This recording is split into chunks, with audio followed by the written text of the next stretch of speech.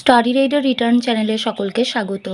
আজ পঞ্চম শ্রেণীর রায় ও মার্টিন প্রশ্নবিচিত্রা 2025 এই বইটি থেকে পেজ নাম্বার 22-এর বাংলা বিষয়ের দ্বিতীয় পর্যায়ক্রমিক মূল্যায়নের 5 নম্বর স্কুল অর্থাৎ কৃষ্ণনগর কলেজিয়েট স্কুলের প্রশ্নপত্রটি আমি তোমাদের সাথে আলোচনা করব।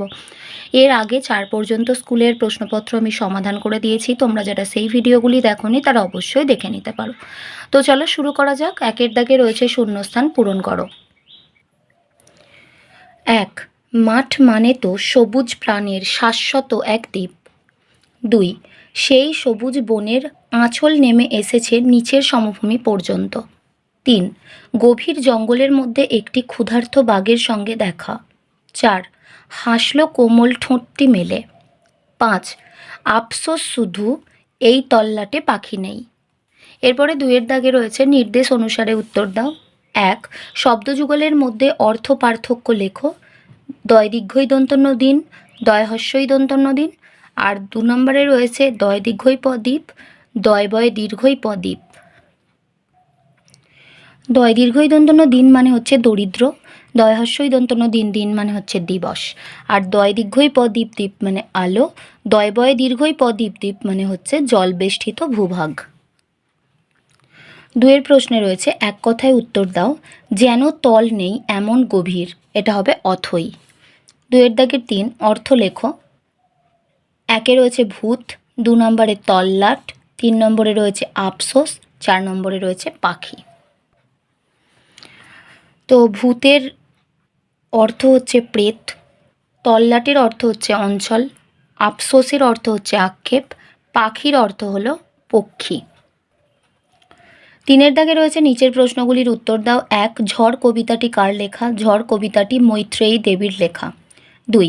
ঝড় কবির প্রথম কবিতার বইয়ের নাম কি? উদিতা। 3. ঝড় কবিতায় কোন বনের কথা লেখা আছে? চাঁপার বন। 4. মাঝি কাদের বলে? যারা নৌকা চালায় তাদের মাঝি বলে। 5. বনের গা দিয়ে বয়ে চলেছে এমন 3টি নদীর নাম লেখো।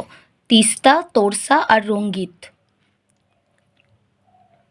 6. বৃষ্টি নিয়ে কোন আদিবাসী গোষ্ঠীর প্রচলিত গল্প আছে? লেপচা। 7. কোন 2টি মাস সুন্দরবনে মধু কাটার সেরা সময়? এপ্রিল ও মে মাস। যারা ফুল থেকে মধু সংগ্রহ করে তাদের কি বলে? তাদের মৌলি বলে। এবং যারা খেজুর গাছ থেকে রস সংগ্রহ করে তাদেরই বা কি বলা হয়? তাদের গাছি বলে। 4-এর দাগে রয়েছে নিচের প্রশ্নগুলির উত্তর দাও। 1. নদী আর জঙ্গলের আঁকে বাঁকে কোন কোন আদিবাসী মানুষ বাস করেন?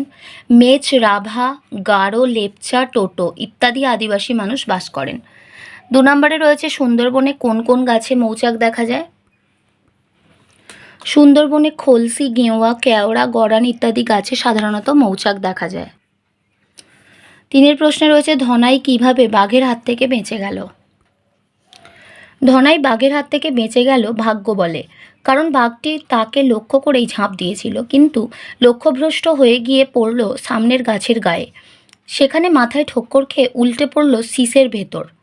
তার ল্যাজের ঘায়ে ধনাইয়ের মাথায় রাখা মধুর কলস ভেঙে বাঘের চোখে, মুখে, নাকে মধু ছিটকে পড়ল। এভাবে ধনাই বাঘের হাত থেকে নিষ্কৃতি পেয়েছিল। 4-এর প্রশ্নে রয়েছে নিকেল করা বিকেল বলতে কবি কি বোঝাতে চেয়েছেন বা তুমি কি বোঝো? নিকেল করা বিকেলের আলো কবি মাঠেই দেখতে পান। মাঠের মধ্যে বিকেলের পড়ন্ত আলোকেই কবি নিকেল করা বিকেলের আলো বলেছেন।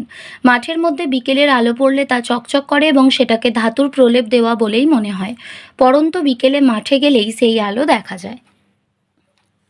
শেষ প্রশ্নে রয়েছে কি কি কারণে সুন্দরবনের জীববৈচিত্র্য বিপন্ন হয়ে পড়েছে? সুন্দরবনের জীববৈচিত্র্য বিপন্ন হয়ে পড়ার কারণগুলি হলো: এ.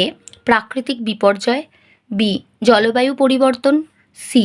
জীববৈচিত্র্যের গুরুত্ব সম্পর্কে সচেতনতার অভাব, ডি. দারিদ্রতা ইত্যাদি।